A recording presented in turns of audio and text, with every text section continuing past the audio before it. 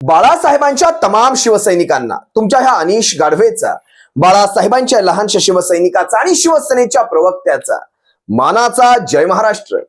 शिवसैनिकांनो, शिवसेना एक वादळ या तुमच्या माझ्या हक्काच्या लहानशा व्यासपीठाला, या प्रबोधन माध्यमाला तुम्ही सर्व शिवसैनिकांनी लाखोंच्या संख्येने सबस्क्राईब जरूर करा ही तुम्हा सर्वांना विनंती करतो. तुम्ही सर्वांनी सबस्क्राईब करा. मी याविषयी तुमच्याशी मागेही एकदा बोललोय. कशा प्रकारे महाविकास आघाडीने लोकसभेच्या जागांच्या बाबत आपली चर्चा अंतिम टप्प्यात देखील नेऊन ठेवली. सगळ्यांच्या मागून आले आणि सगळ्यांच्या पुढे गेले. महाविकास आघाडीच्या लोकसभेच्या जागांबाबत चर्चा अंतिम टप्प्यात पोहोचल्या. अगदी 2 ते 3 जागाच बाकी असतील.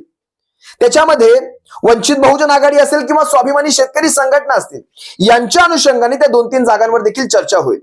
पण महाविकास आघाडीने या बाबतीत बाजी मारली हे मात्र नाकारता येत नाही. आणि आजचीच गोष्ट घ्या, आज तुम्हा सर्वांना एक सरप्राईजच मिळाला असेल. कशा प्रकारे शिवसेनेच्या नेतृत्वाने म्हणजे पक्षप्रमुखांनी लोकसभेच्या जागांची जबाबदारी शिवसेनेच्या नेत्यांकडे कशा प्रकारे विभागून दिली गेली. शिवसेनेचे 10च्या 10 नेते आपण पाहिलं असाल.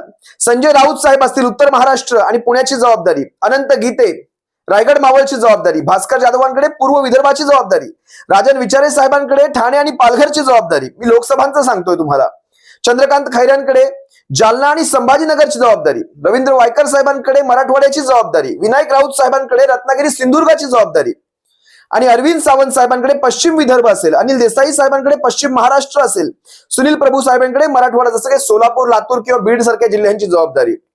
शिवसेनेच्या या 10 नेत्यांकडे ज्या प्रकारे जबाबदारी विभागून दिली, ज्या प्रकारे तो विभागीय बॅलन्स केला गेला, प्रादेशिक बॅलन्स केला गेला, तो पाहता शिवसेनेची धोरणं मला स्पष्ट दिसत आहे. तिथे लक्षात घ्या शिवसैनिकांनो, शिवसेना कायदेशीर लढाईमध्ये जरूर आहे. आपली कायदेशीर लढाई कोर्टामध्ये असेल, विधानसभेमध्ये असेल, ती चालूच राहील. आपले वकील तिथे भक्कम पद्धतीने आपली बाजू मांडत आहेत आणि त्याची ती पोच पावती आपण सर्वोच्च न्यायालयाच्या निकालात पाहिली देखील आहे. आता यानं त्या प्रकारे हे प्रकरण देखील सर्वोच्च न्यायालयात जाईल, त्यावेळेस कळेल तिथे यांचं काय घडणार, या गद्दारांचं कशा प्रकारे पानिपत घडणार आहे. पण शिवसैनिकांनो, तुमची माझी जबाबदारी संपत नाही. शिवसेनेची ही कायदेशीर लढाई आपल्या बाजूने लढत राहू द्या. पण आपण शिवसैनिक म्हणून जनतेच्या न्यायालयात जेव्हा जाऊ, जनतेच्या कोर्टात जेव्हा जाऊ, तिथे आपण भक्कम असलो पाहिजे. ती जबाबदारी तुमच्या आमच्यावर आहे. शिवसेनेच्या नेत्यांची जबाबदारी झाली म्हणजे नेत्यांकडे झटकून आपण आपले हात झटकू शकत नाहीत की नेते बघून घेतील. शिवसेनेचे उपनेते असतील, शिवसेनेचे राज्यसभेचे खासदार असतील, शिवसेनेचे प्रवक्ते असतील, शिवसेनेचे सचिव असतील, या सगळ्यांकडे ह्या जबाबदाऱ्या आहेत आणि विशेषतः तुमच्या माझ्यासारख्या लाखो करोडो शिवसैनिकांवर या जबाबदाऱ्या आहेत. आपण शिवसैनिक म्हणून आपल्या जबाबदारीतून हात झटकू शकत नाहीत.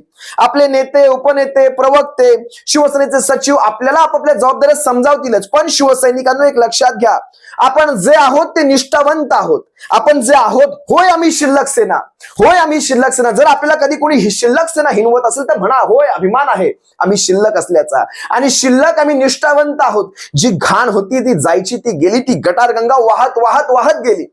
आम्हाला आता फरक पडत नाही. आम्ही जर शिल्लक आहोत तर आम्ही निष्ठावंत शिल्लक आहोत. आणि अभिमान बाळगा, आपण शिल्लक असल्याचा अभिमान बाळगा. ते बऱ्याचदा आदित्य साहेबांना विषय नाही आपला हा, पण तरी देखील सांगतो, पेंग्विन संबोधलं जायचं, पेंग्विन म्हणून चिडवलं जायचं, डिवचलं जायचं. काय म्हणतात आदित्य साहेब, मला अभिमान आहे जर मला पेंग्विन चिडवल्याचा.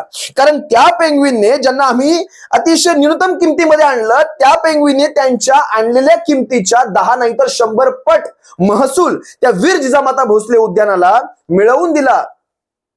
मुंबईतल्या शाळकरी मुलांना, महापालिकेच्या मुलांना त्याचं मोफत दर्शन दिलं जातं. त्या पेंग्विनने आजपर्यंत एवढा महसूल मिळवून दिला की राणीच्या बागेमध्ये, वीर जिजामाता भोसले उद्यानामध्ये जो शुकशुकाट पाहायला मिळायचा, तो शुकशुकाट आता पाहायला मिळत नाही. ती पेंग्विनची करामत.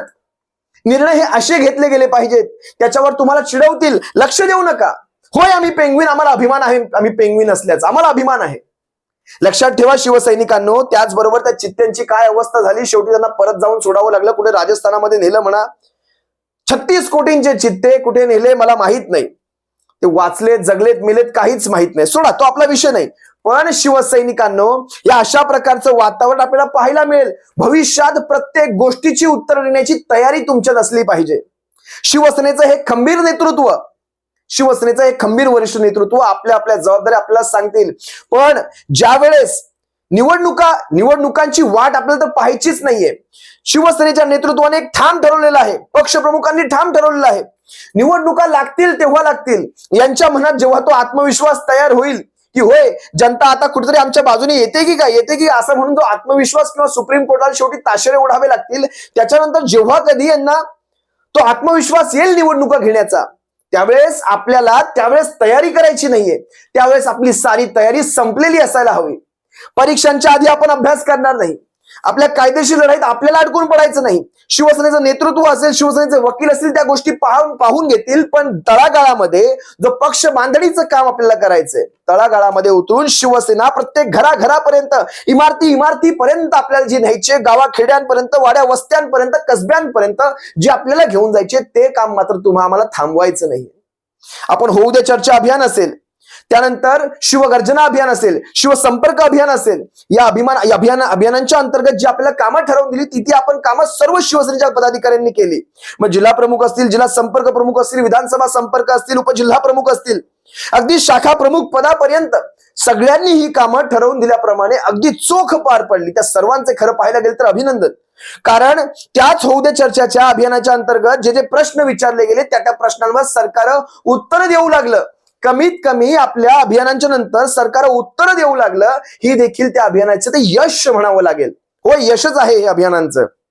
पण आज ज्यावेळेस शिवसेना पक्ष, शिवसैनिकांनो बारीक लक्ष द्या, मला काय सांगायचंय. आज ज्यावेळेस शिवसेना पक्ष हा आपल्या अस्तित्वाची लढाई लढतोय, आपल्या अस्तित्वाची, कारण घाला जो घातलेला आहे हा आतून घातलेला आहे.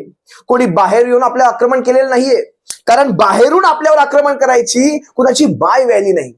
शिवसेनेसारख्या कडवट निष्ठावंत पक्षावर बाहेरून कोणीतरी येऊन आक्रमण करण्याची कुणाची माय व्हॅली नाही, कुणाची तेवढी ताकद नाही, हिंमत नाही. पण आतून आपल्यातले गद्दार पैदा झाले आणि त्या गद्दारांनी आतून सुरुंग लावले, बुरुज आतून फोडले गेले. बाहेरून झालेल्या आक्रमणांवर शिवसेना फुटली गेली नाही, शिवसेना कधी फुटली जाणार नाही. पण या गद्दारांना जे घडलं ते घडलं. तुम्ही सर्वांनी पाहिलं, गेली 1.25 वर्ष आपण पाहतोय कशा प्रकारे महाराष्ट्रात कायद्याचे, संविधानाचे, लोकशाहीचे धिंडवडे काढले जात आहेत. आपण सारे पाहतोय. पण आता ह्या गद्दारांना त्यांची ही चूक सांगायची वेळ आलेली आहे की आता तुमचं राजकीय अस्तित्व नाही, तुमच्या पुढच्या 7 पिढ्यांचं राजकीय अस्तित्व आम्ही नष्ट करून ठेवणार आहोत. तुमच्या पुढच्या 7 पिढ्या राजकारण उतरण्यापासून घाबरल्या पाहिजे, थरथराट झाला पाहिजे या 7 पिढ्यांचा. अशा प्रकारचं वातावरण शिवसैनिकांनो, तुमची माझी जबाबदारी या महाराष्ट्रात आपल्याला तयार करून ठेवायचंय.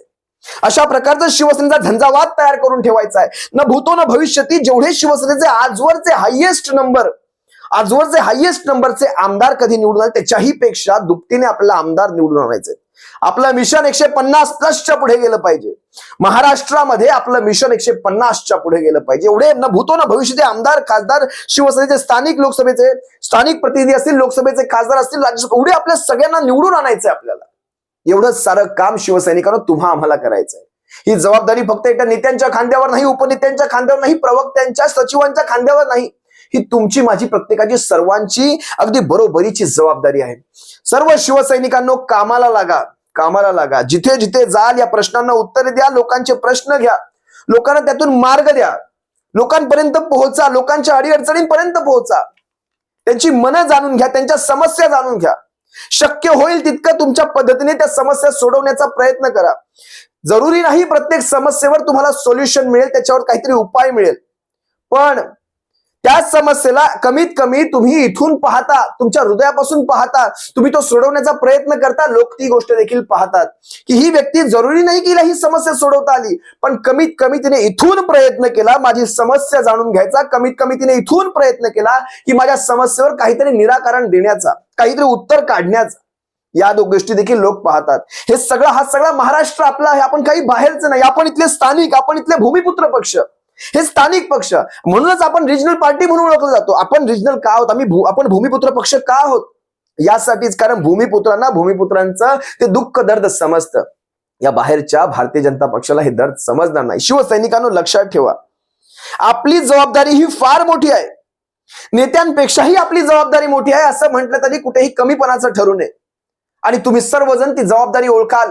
आपल्या ह्या माई शिवसेनेला, आपली आई आहे ही शिवसेना. आपल्या ह्या माय शिवसेनेला आपल्याला त्याच पदापर्यंत पुन्हा घेऊन जायचंय. तोच रुतबा, तोच गरिमा, तोच महाराष्ट्राचा स्वाभिमान आणि तोच महाराष्ट्राचा अभिमान. आपली शिवसेना ही 4 अक्षरं नाहीत. या 4 अक्षरांच्या पलीकडे जाऊन जे आपण कुटुंब आहोत, जे आपण एक हृदयातली संघटना आहोत, त्या संघटनेला आपला पुन्हा त्याच ठिकाणी पुन्हा न्यायचंय, पुन्हा वर घेऊन जायचंय, त्याच सिंहासनापर्यंत घेऊन जायचंय. सर्व शिवसैनिकांकडनं हीच अपेक्षा ठेवतो. आपल्याला लवकरच जबाबदाऱ्यांचं वाटप देखील केलं जाईल. कुणाला कुठे काय करायचं ह्या सगळ्या गोष्टी तुमच्यापर्यंत पोहोचतील. पण ज्या प्रकारे निवडणुका लागोत न लागोत, पण ज्या प्रकारे ह्या जबाबदाऱ्या वाटप झालं, आता बघा कामांचा झंझावात कशा प्रकारे सुरू होईल, कशा प्रकारे शिवसेनेच्या कामांचा झंझावात सुरू होईल, कशा प्रकारे बैठकांचा, सभांचा, लोकांचे प्रश्न जाणून घेण्याचा जो झंझावात सुरू होईल, तो झंझावात पाहता गद्दारांच्या पोटामध्ये पोटदुखी मात्र सुरू होईल. एवढंच सांगतो. तुम्हा सर्व शिवसैनिकांची रजा घेतो. सप्रेम जय महाराष्ट्र. बाळासाहेबांच्या शिवसैनिकांनो, काळजी घ्या. जय महाराष्ट्र.